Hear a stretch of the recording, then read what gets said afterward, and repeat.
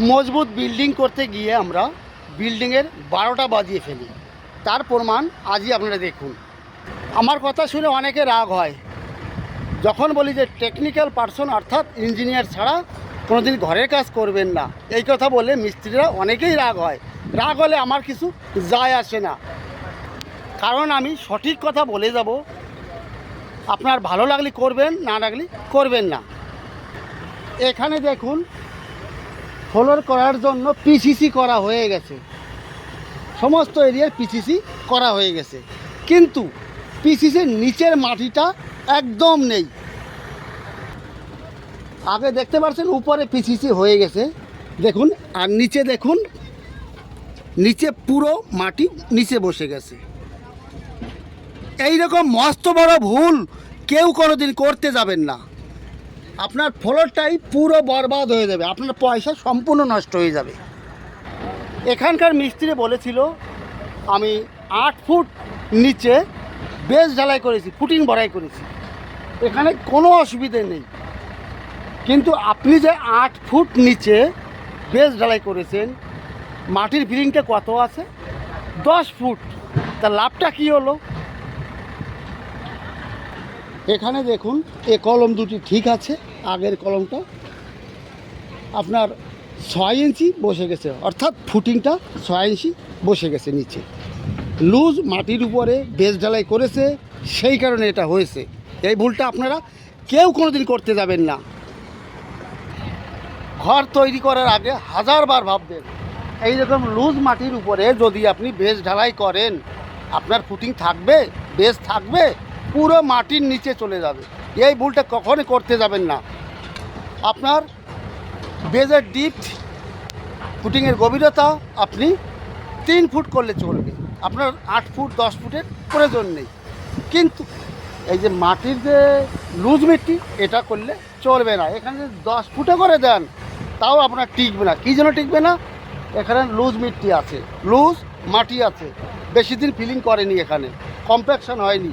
এখানে যদি ফুটিং করেন, আপনার বিল্ডিং থাকবে, আপনার বিল্ডিং 10 বছর লাগবে না, 5 বছরের ভিতরেই কমপ্লিট করে যাবে, এটা গ্যারান্টি।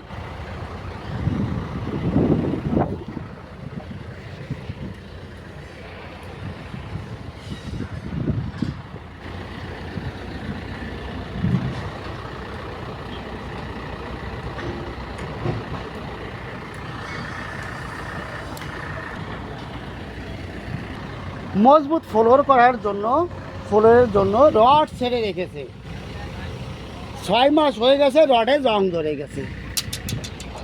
আপনি ফ্লোর মজবুত করবেন, আপনার ফ্লোরটা পুরো বরবাদ হয়ে যাবে। ফ্লোর মজবুত করতে হলে আপনার ডাইলস রড ছাড়া আছে, 1 মাসের ভিতরে করতে হবে। 1 বছর 2 বছর ফেলিয়ে রাখলে আপনার রডে জং চলে আসে, কোনো লাভ নেই। আপনার রড কেটে আবার যদি নতুন করে রড দিয়ে করেন, তাহলে আপনার মজবুত কাজ হবে। এইভাবে কখনই মজবুত কাজ হয় না। এটা আপনার একদম ভুল ডিসিশান। অনেক বাড়িতে দেখেছি বিম কিছুটা বাকি রেখে দেয়। এখানে বিমের কংক্রিট কিন্তু ফুল ভরা হয়েছে, দেখতে পাচ্ছেন।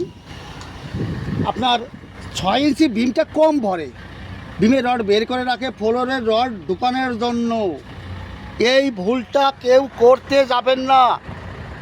যদি কোনো ইঞ্জিনিয়ার বলে, তাও আপনি মানবেন না, কারণ এই বিমের কংক্রিট 2 লেয়ারে কখনই করবেন না। বিম কংক্রিট 1 লেয়ারে করতে হবে, না হলে আপনার টেকনিক্যাল ইস্যু আসবে। যদি আপনার 2টো লেয়ার হয়ে যায়, তাহলে 100% গ্যারান্টি আপনার ওয়াটার লিকেজ হবেই, আপনারা কেউ ঠেকাতে পারবেন না। এখানে সামান্য দেখুন 2 ঘন্টা আগে পিছিয়ে কংক্রিট করা হয়েছে, এখানে দেখুন জয়েন্ট চলে আসছে। এইবার যদি আপনি 15 দিন 1 মাস পরে অর্ধেক কংক্রিট কম ঢালুন, তারপরে যদি পরবর্তীতে ফ্লোরের জোরের যে 6 ইঞ্চি আপনি কংক্রিটটা কম ঢালছেন, এটা আপনি 2 মাস 3 মাস পরে ঢালবেন, তাহলে কী অবস্থা হবে? 2 ঘন্টার ব্যবধানে জয়েন্ট চলে এসছে। এইবার 2 মাস পরে ঢাললে বাকি কংক্রিটটা, তাহলে কী অবস্থা হবে বিল্ডিংয়ের? আপনি বলুন। একমাত্র ভুল ডিসিশনেই বিল্ডিংয়ের সর্বনাশ হয়ে যায়। কখনই ভুল ডিসিশন নেবেন না। আর টেকনিক্যাল পার্সন ছাড়া কখনই বিল্ডিংয়ের কাজ করাতে যাবেন না, আপনি রিস্ক নেবেন না। কারণ বিল্ডিং তৈরি করে কী জন্য?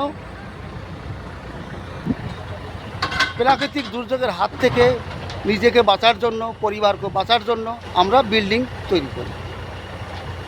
আর বিল্ডিংয়ে যদি না বাঁচে, প্রাকৃতিক দুর্যোগ অর্থাৎ সাইক্লোন, ভূমিকম্প যদি আসে, যদি বিল্ডিং না বাঁচে, তাহলে আমরা কী করে বাঁচব? তার নিরাপদ আছে কোথায় যাব?